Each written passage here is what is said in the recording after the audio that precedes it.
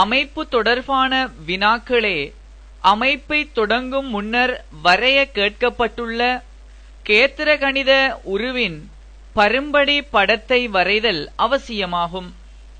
இவ்வினாவில் கேத்திரகணித உருவாக இணைகரம் ஒன்று வரைய கேட்கப்பட்டுள்ளதை அவதானிக்க.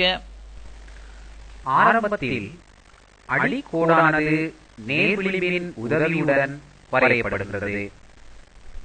பின்னர் அந்நேர்கோட்டில் அளவுகோலானது வைக்கப்பட்டு 7 சென்டிமீட்டர் அளவு நீளத்தில் 2 புள்ளிகள் குறிக்கப்பட்டு அவற்றுக்கு P, Q என பெயரிடப்படுகிறது. வினாவின் அடிப்படையில் 120 பாகை அளவுடைய PQR கோணமானது புள்ளி Qவில் அமைக்கப்பட வேண்டியுள்ளதால் கவராயத்தின் உதவியுடன் புள்ளி Qவில் கவராயம் நிலைநிறுத்தப்பட்டு நேர்கோடு PQவை வெட்டிச் செல்லக்கூடியவாறு மேல் நோக்கி வில் ஒன்று வரையப்படுகின்றது. வில்லானது இங்கு நீண்ட அளவுக்கு வரையப்படுதல் அவசியமாகும். வில்லானது கோடு PQவை வெட்டிய புள்ளியின் மீது மாறா அளவிடையில் உள்ள கவராயம் நிலைநிறுத்தப்பட்டு அவ்வில்லின் மீது வெட்டக்கூடியவாறு வில் ஒன்று வரையப்படுகின்றது.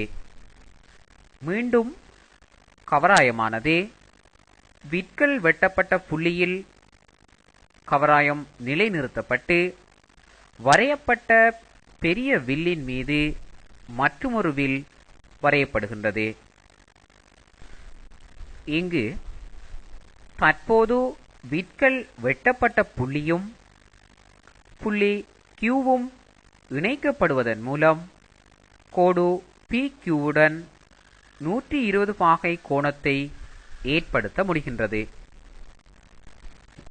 120 பாகை கோணத்தை ஏற்படுத்துகின்ற இக்கோட்டின் மீது புள்ளி R ஆனது புள்ளி Qவிலிருந்து 6 சென்டிமீட்டர் தூரத்தில் இருப்பதால் கவராயத்தின் உதவியுடன் அளவுகோலில் சரியாக 6 சென்டிமீட்டர் அளவுக்கு கவராயம் விரிக்கப்பட்டு புள்ளி Qவில் கவராயம் நிலைநிறுத்தப்பட்டு அக்கோட்டின் மீது வெட்டப்படுகின்றது.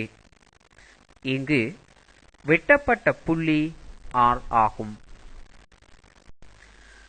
இணைகரத்தின் எதிர்ப்பாக்கங்கள் சமாந்தரமாக அமைய வேண்டும் என்பதால் முதலில் புள்ளி P-நூடாக QR-ற்கு சமாந்தரமாக நேர்கோடு ஒன்று வரைய வேண்டியுள்ளது.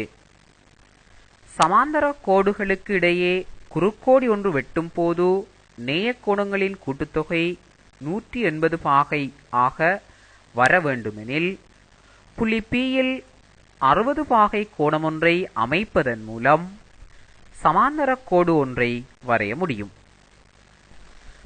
இங்கு புள்ளி Pயில் கவராயம் நிலைநிறுத்தப்பட்டு கோடு PQவை வெட்டிச் செல்லக்கூடியவாறு வில் ஒன்று வரையப்பட்டு வில்லானது கோடு PQவை வெட்டும் புள்ளியிலிருந்து கவராயத்தின் மாறா அளவிடையை கொண்டு அவ்வில்லின் மீது மற்றொரு வில் வெட்டச் செய்யப்படுகின்றது. விற்கள் வெட்டும் புள்ளியும் புள்ளி Pயும் நேர்விளிம்பின் உதவியுடன் இணைக்கப்பட்டு நீட்டப்படுகின்றது. இக்கோட்டின் மீதே புள்ளி S அமைந்திருப்பது குறிப்பிடத்தக்கதாகும். இக்கோடானது நேர்கோடு QR-ற்கு சமாந்தரமாகவும் காணப்படும்.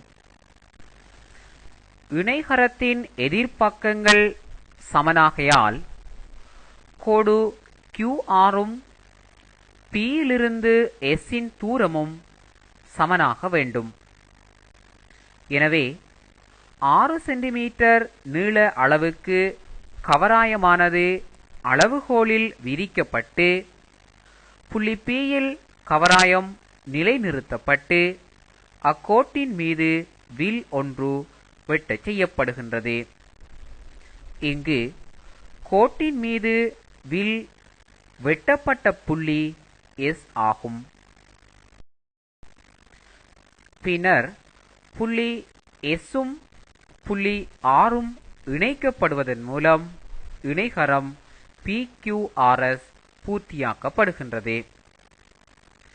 மேலும் கோடு SR ஆனது கோடு PQவிற்கு சமனாகவும் சமாந்தரமாகவும் அமைந்திருப்பதை காணலாம்.